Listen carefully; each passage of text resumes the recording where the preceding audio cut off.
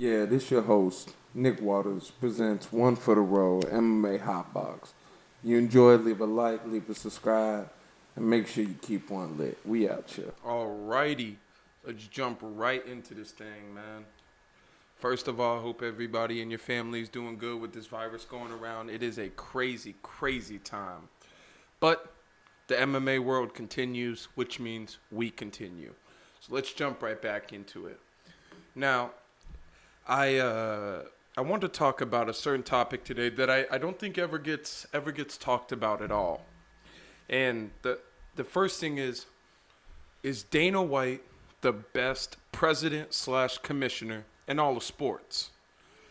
Um, it's hard to disagree that he's not.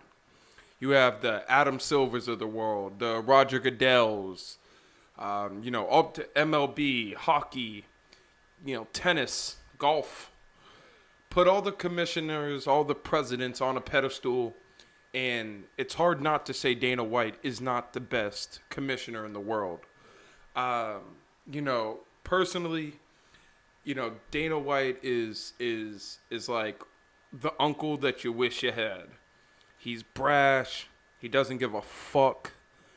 He he's intense, but he's funny. He's relaxed, but he's pissed. He lives with his heart on his sleeve, and that's something that I admire. He's not the normal run-of-the-mill political type of president. If any of you guys have ever kept up with Dana White over the years, you always remember this. One of my favorite videos from Dana White, and it's where he's talking about Steve Mazzagatti, and you know he shit on Steve Mazzagatti so hard. And I remember watching it, and I'm like, this is the president of the UFC shitting on one of the most notorious, I guess would be a better word to use, referees, and Steve Mazzagatti, that you've ever seen. And he just shit on him, just completely shit on him, and it was so funny to watch. And he continuously does it. He's not as brash as he used to be in terms of calling out referees. And to be fair, there's not a lot of Steve Mazzagattis out there anymore. But still, he's just so brash. And that's a perfect example. If you want to see the full Dana White, just go watch Steve Mazzagatti versus Dana White on YouTube. It is pure comedy. And, it just gives you a real good insight. But farther than just how real Dana White is, I want to jump into some of the little bit more deeper reasons on why I think that Dana White is the best president / commissioner. First is the man always puts on a good show. He's not like boxing, he's not like other sports, which other sports it's a little hard, but you could really compare this to boxing. He always puts on a good show. Every single time. The man just puts on a good show. And he doesn't miss a beat. Take this upcoming card with the Tony Ferguson and Justin Gaethje. It sucks that Khabib is out, but fuck, if there was a replacement, we got it, right? It's not the best in the best conditions, but I think all MMA fans, around the world would agree that Tony Ferguson versus Justin Gaethje, sign me up any day, all day, twice on Sunday. He doesn't get enough credit for always putting on good fights. And sometimes the fights don't go well, like Israel and Romero. You can have cards like that. But at the end of the day, there's never a fight really. There's never a fight that you don't get to see, except for Tony and Khabib. And he's tried to make it 5 times. If Tony wins, it'll be 6 times. Right? So even when the buck just stops and it stops and it stops and it stops, he's always there. He always is scheduling another fight. He's always putting on the best fights.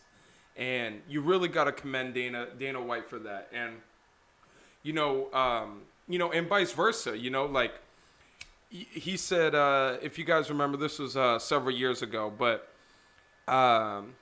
GSP's, when GSP retired, his retired fight, not the one against Michael Bisping, but against Johnny Hendricks, if you guys watched that fight, I think if you took a poll of 100 people, 80 people would say that GSP lost that fight, and I was a big GSP fan, and I'd agree he lost that fight. And I always will remember this about Dana White. Dana White does an interview backstage, and he says, they ask him, who do you think won the fight? And GSP, who at the time was the biggest star in the UFC, the biggest star, Dana White said right up front, he lost the fight. Just plain and simple, he lost the fight. I don't know what the judges were doing. I don't know what they were thinking. He asked a couple people, hey, who do you have to fight? And people were obviously saying Johnny Hendricks. A couple people said GSP, but long story short, he keeps it real to the farthest of levels, and I love that about Dana White. I truly do. And if you remember, going back even a little bit further, when Anderson fought Damian Maia, and at the time Anderson was one of the top two, up there with GSP, Chuck Liddell, things like that. Was one of the top, let's just say, 5 biggest stars in the UFC at that time. Anderson, it was a bullshit fight. Anderson was running around, and I remember Dana White does another interview, and at the end he goes, this was the biggest embarrassment in UFC history. What he could have said is Anderson won the fight. It wasn't exactly how we thought it was going to go, but hey, he's the champion. To beat the champion, you want his belt, you got to beat him. Whatever he does is what he does in the fight. Alrighty, guys, my apologies. Had a little technical difficulties. Camera wanted to die on me, but we right back in it, man. Let's pick up right where we left off. We ain't losing momentum. It ain't going to hold us back. Alrighty. And, as far as Dana White goes, man, to kind of pick up where I left off is Silva and Maia, man. Dana could have said anything, essentially. But what he did is completely give his honest assessment of the Damian Maia versus Anderson Silva fight. And it's just not something that you see a lot in the UFC. It's not something that you see a lot in just sports in general, where, imagine if Adam Silver, the day that J.R. Smith fucked up that play in the first game of the finals to Golden State. And just imagine if Adam Silver came out and was like, goddamn, JR is a dumb motherfucker, bro. He fucked up that entire game for LeBron. He cost them the first game of the NBA Finals, which, depending on how it goes, could have costed them the NBA Finals, right? So it's, imagine just somebody coming out like that, or Roger Goodell comes out and says, goddamn, Antonio Brown's just dumb as fuck. He needs to get his shit together, and you just don't see that. And Dana White's such a realist. And you got to really love that about him. He's the best at his job. And that brings me to my last point about Dana White. How fucking irreplaceable is he? Who could do the job that he does? The man is almost a billionaire. The company sold for billions. He got millions. And he doesn't need to do this anymore. But the man works 7 days a week, probably 12 hours a day. All he does is handle fight shit, handles drama, handles bullshit. And you could argue he is irreplaceable. The MMA community, the world, would be in a completely different state if it wasn't for Dana White. And the day Dana White leaves the sport of mixed martial arts will be a sad day. The day he leaves the UFC will be a sad day. Because he is the perfect face for the mixed martial arts community. This isn't fucking, This isn't little league football that goes into college, that goes into NFL. This is grit. This is grind. And Dana White is the perfect president for that job. He really is. And I couldn't think of anybody else who would be better at that job than him. And he does such a good job at it. Is such a realist. And a lot of him is also what makes the UFC big. There's obviously stars and you need stars to fight. But not only can Dana White promote, as he is a promoter, but he's also the president. And he does things that allows the MMA community. I mean, he bullshits a lot too. Don't get me twisted. He does bullshit a lot. But that's part of it.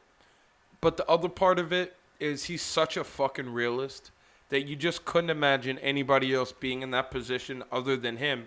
He fits in so well with the UFC and with mixed martial arts in general. I hope we see more of Dana White for years to come, and I hope he never leaves. Honestly, obviously I'll be a big UFC fan, a big mixed martial arts fan, but if he did leave, it would be hard in terms of grasping that he won't be there anymore. It would take a second. And I would also be very interested in seeing, a 10-year review after he's gone to see how much the sport has grown since he's been gone, because he's such a big figure. So, Dana White, if you ever see this, I appreciate you, man. I don't think you get the credit that you deserve a lot of the time. And I hope you stay with the UFC for years to come. And just keep doing a fucking good job, man. Especially at times like this where there's nothing going on.